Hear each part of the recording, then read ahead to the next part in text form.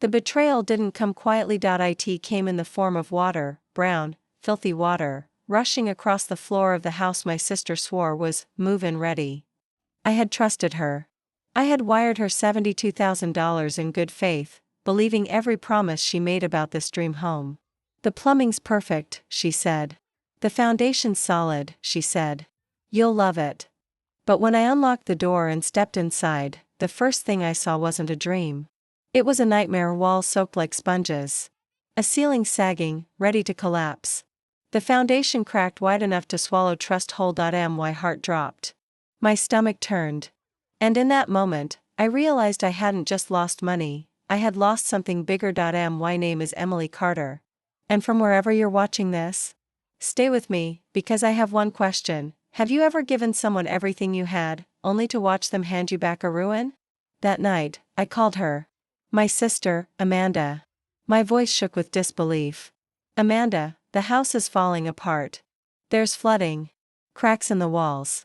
You said it was ready. Her tone was sharp, defensive.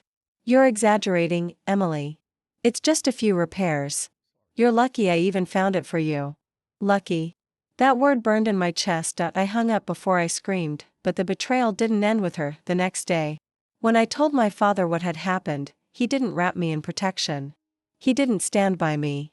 He looked me in the eye and said, "You're being ungrateful. Amanda worked hard to get you that house. Stop complaining." Ungrateful. As if I should thank her for robbing me blind. My hands shook as I set the phone down. The room spun with rage and disbelief. My own father had chosen her lies over my truth, but something inside me hardened in that silence. If my sister thought she could bury me in debt and lies, if my father thought his words could shame me into silence, they were both about to learn what it felt like to stand in front of a judge with the truth stacked against them. The rain didn't stop that week.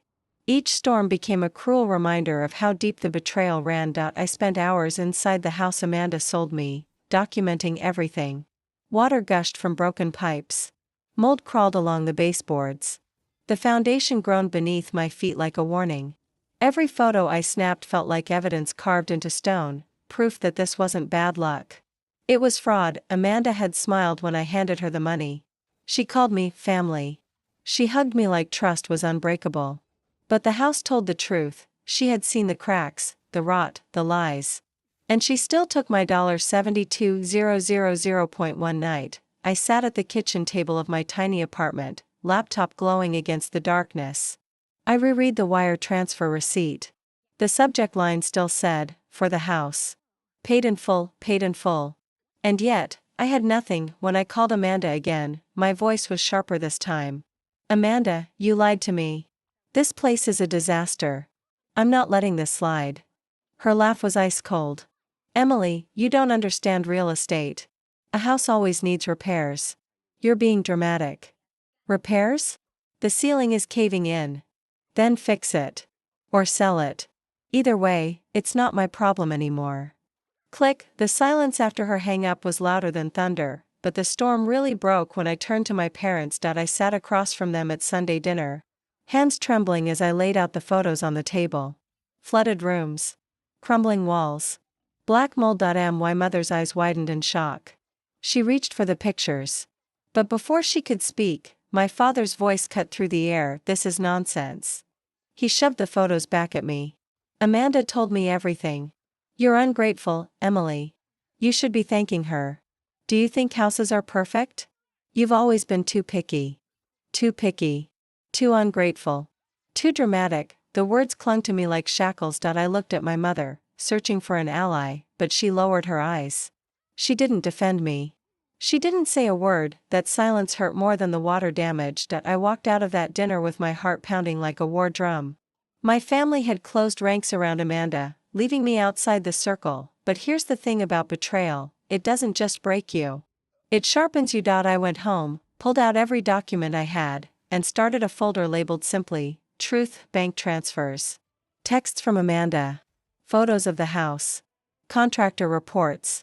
Every lie she told was now paper in my hand, and as I stacked those papers, one thought rose above the anger, above the heartbreak, above the betrayal. If my family wouldn't believe me at the dinner table, they'd believe me under oath. this wasn't just family drama anymore, this was going to court. The courthouse smelled of old wood and quiet judgment.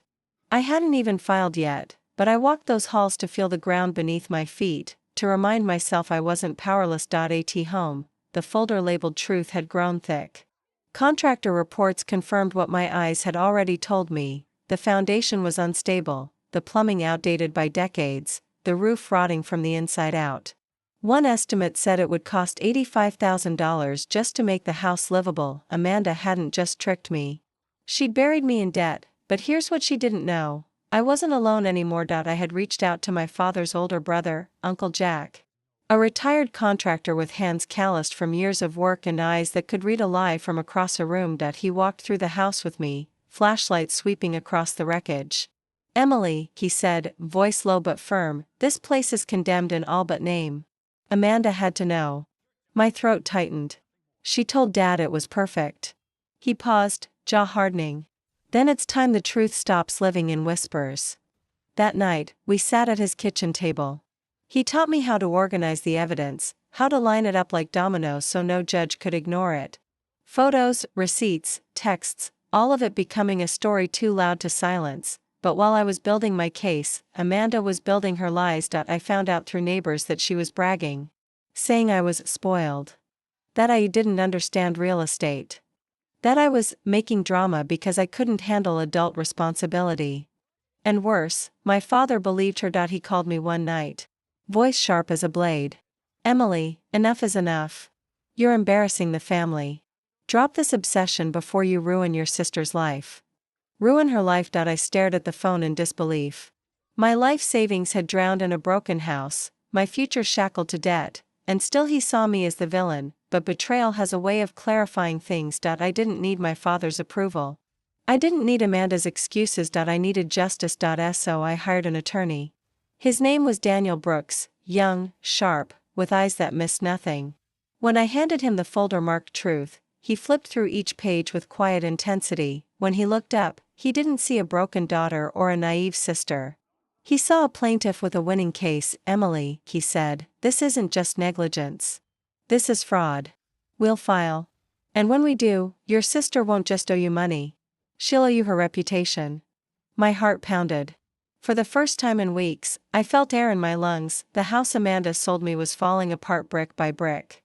But the case I was building against her? That was a foundation no storm could break. The papers were filed on a Tuesday morning. Fraud. Breach of contract. Damages. The words stamped across the complaint weren't just legal terms, they were my truth.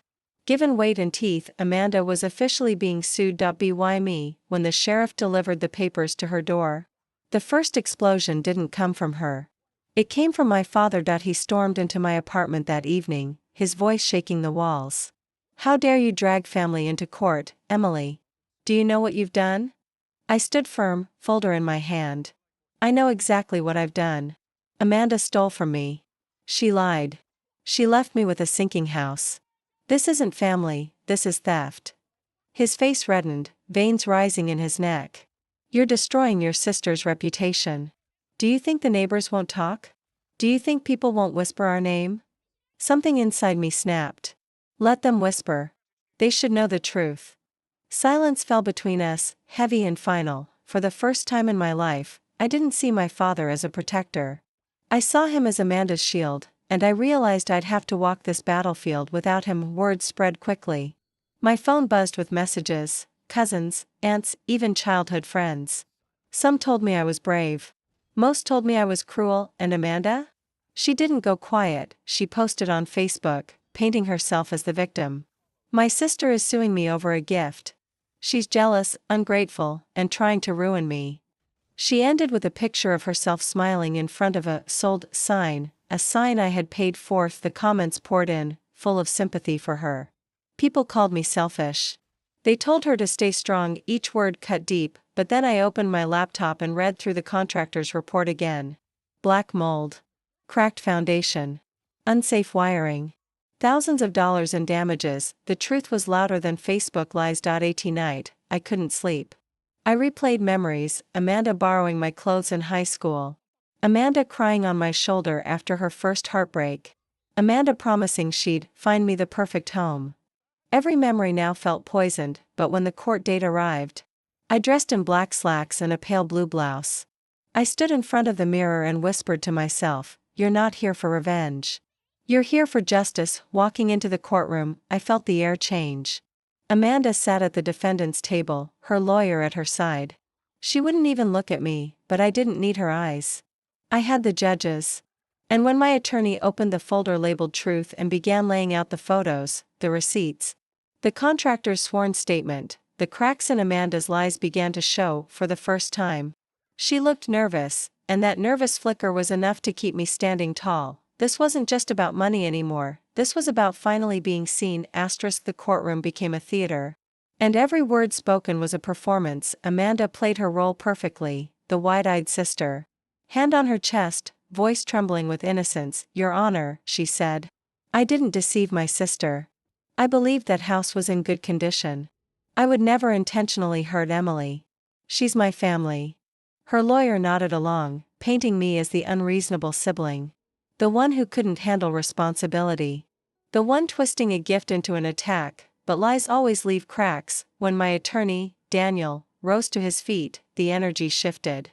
He walked to the center of the courtroom and held up a stack of photographs. "This," he said, his voice steady, "is the home Ms. Carter purchased from her sister, Amanda.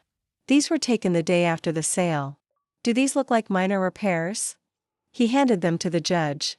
The photos showed walls blackened with mold, ceilings collapsing, water stains crawling like veins of rot. Amanda shifted in her chair.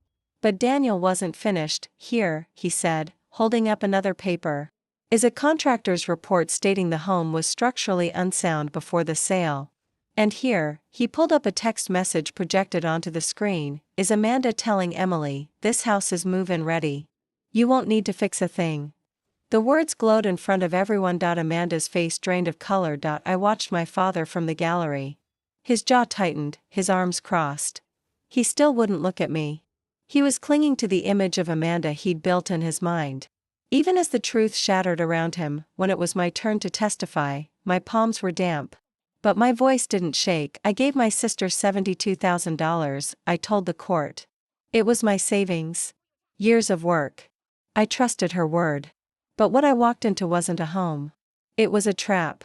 And when I begged for help, my family called me ungrateful." The words caught in my throat, but I forced them out.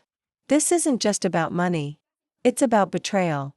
It's about the people closest to me thinking they could bury me in lies and walk away.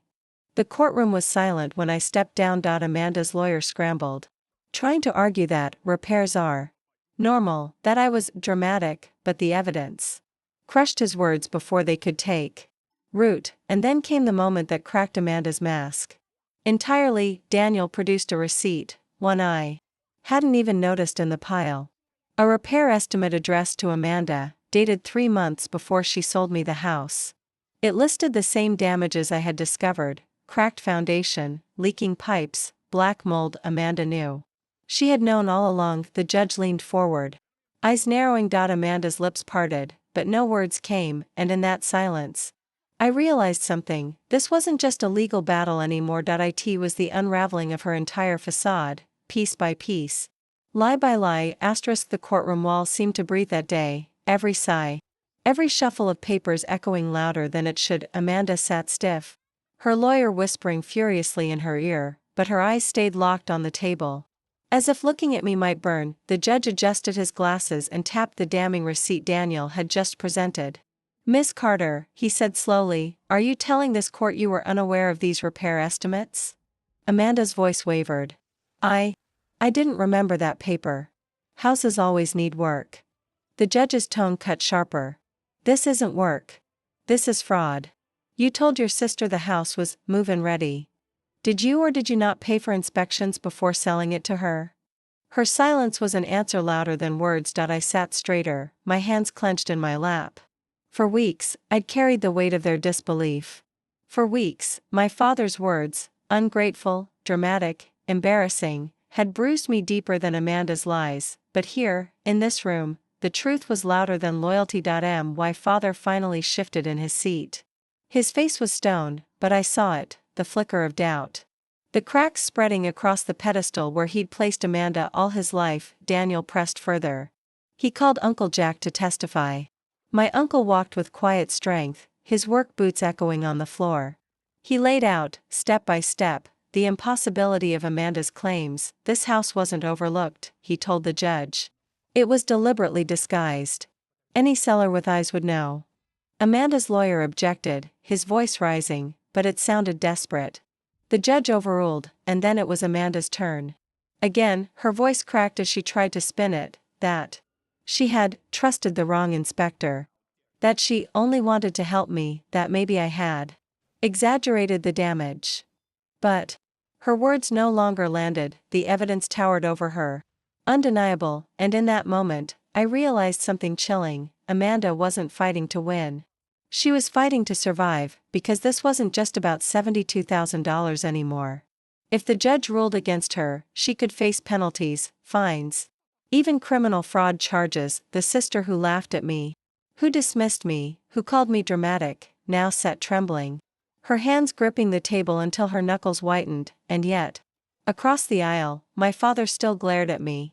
His loyalty was chained to her, even as she sank deeper into the pit she dug herself. That night, I sat alone in my apartment, the city lights bleeding through the blinds. My phone buzzed with messages I didn't open. Family calling me selfish. Cousins asking why I hated Amanda, but I didn't hate her. Hate is a fire. What I felt was colder, heavier. I felt the weight of every time I trusted someone who didn't deserve it. Every time I lowered my voice so someone else could shine. Every time I carried the blame because it was easier for them to hand it to me, and for the first time, I didn't want reconciliation. I wanted judgment. I wanted justice. The final day of testimony felt like the air itself was holding its breath. I sat at the plaintiff's table, hands clasped, while Amanda shuffled papers with a desperation that smelled like fear. Her lawyer's once confident stride was gone. Now he spoke too quickly, tripping over objections the judge swatted down like flies. But what cut deepest wasn't Amanda's unraveling, it was my father, sitting behind her. He didn't look at me. Not once.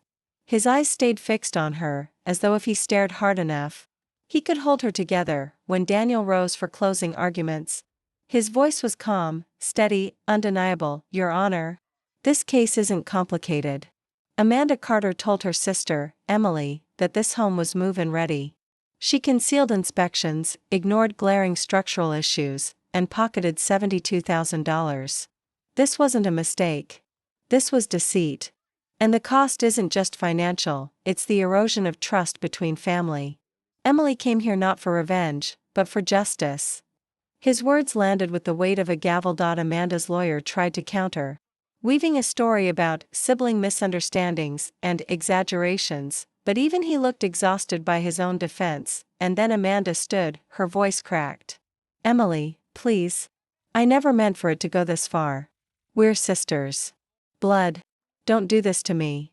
She turned toward me, her eyes wet, her tone rehearsed. For a split second, I saw the girl I once loved, the sister who shared secrets with me under starry night skies, who borrowed my clothes, who cried on my shoulder. But then I remembered the flooded floors, the collapsing ceiling, the way she laughed when I begged her for help. I remembered my father calling me ungrateful, and I stayed silent. The judge's gaze swept the room. Enough, he said. This court has heard all it needs. The verdict will be delivered tomorrow morning. Tomorrow. One word that carried the weight of my future. I walked out of that courtroom into the cold air, my steps heavy. Amanda trailed behind, her voice rising, begging me to drop it. She grabbed my arm, nails biting into my skin. Emily, if you love me, you'll stop this. Please. Dad's right. You're tearing the family apart. I pulled free, my chest tight. No, Amanda. You tore this family apart the moment you sold me that house. Tomorrow isn't about family. Tomorrow is about the truth. Her face hardened, the mask slipping for just a second. And I saw it, the entitlement, the arrogance. The belief that she could always twist the story in her favor. But tomorrow, her story wouldn't be enough. That night, I couldn't sleep. I lay awake, staring at the ceiling, thinking about everything I'd lost. The money. The home. My father's trust. My family's faith, but beneath the ache was a flicker of something else. Hope. Tomorrow, I would know if the truth was stronger than blood. The judge's words sliced through the silence. This court finds in favor of the plaintiff. Emily Carter. Amanda's head dropped, her face pale as the ruling hit. Repay the full $72,000. Plus damages and court costs, with her case referred for possible criminal charges. For once, she had nothing to say. I in the hallway. She grabbed my arm, tears streaking her face. Emily, please, you'll ruin me. We're sisters. I pulled free. You ruined yourself the day you sold me lies.